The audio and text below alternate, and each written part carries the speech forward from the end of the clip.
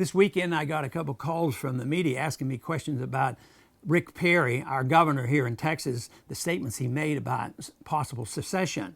Now, he didn't call for secession, but he was restating a principle that was long held, and at least in the original time of our country, and that is that there was a right to secession. Actually, after the Civil War, nobody believes there is a so-called right to secession, but it is a very legitimate issue to debate, because all the states that came into the Union before the Civil War believed they had a right to secede. And New England in the early part of the 19th century actually considered it, and nobody questioned them about whether they had the right to do it or not. Since the Civil War, it's been sort of a dead issue, but he brought it up. It stirred the media, and believe me, it really stirred some of the liberal media, where they started really screaming about what is going on here. This is un-American. I heard one individual say, this is treasonous to even talk about it.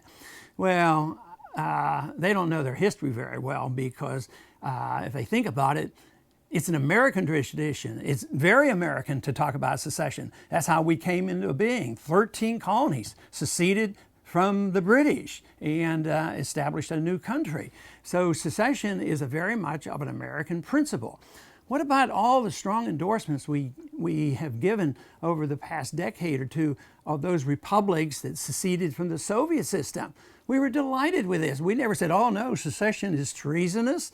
No, secession is a good principle. Just think of the benefits that would have come over these last 230-some years if the principle of secession had existed. That means the federal government would always have been restrained not to overburden the states with too much federalism, too many federal rules and regulations.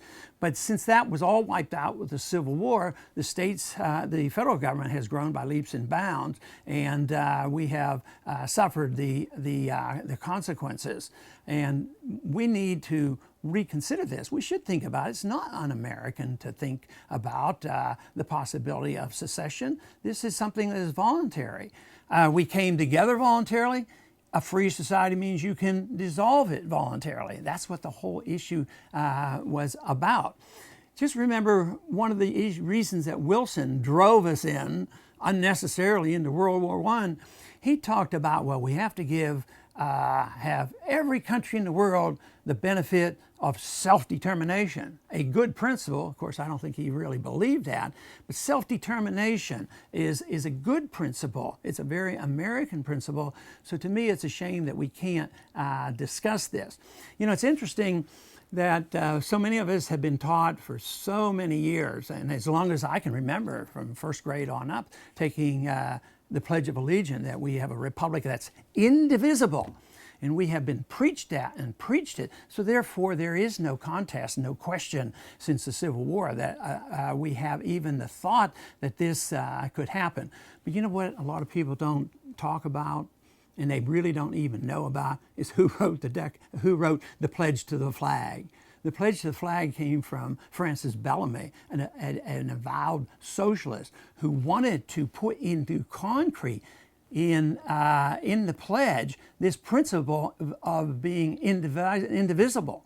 And he did it, you know, for the celebration, ironically, 400 years of the celebration of the landing of Christopher Columbus. So it was in 1892. I mean, the Pledge of Allegiance has not been here, you know, all our history. So I think it's worth a discussion. I think people should discuss this, because right now the American people are sick and tired of it all, and I think the time will come when people will consider it much more seriously, is when the federal government can no longer deliver. That time will come when the dollar collapses. No matter what they do and how many promises they have and how many bailouts they have, they can't do it if the money doesn't work. So then the independence of the states will come back, and it doesn't mean that you'll be un-American to even contemplate what might have to be done once the dollar crashes.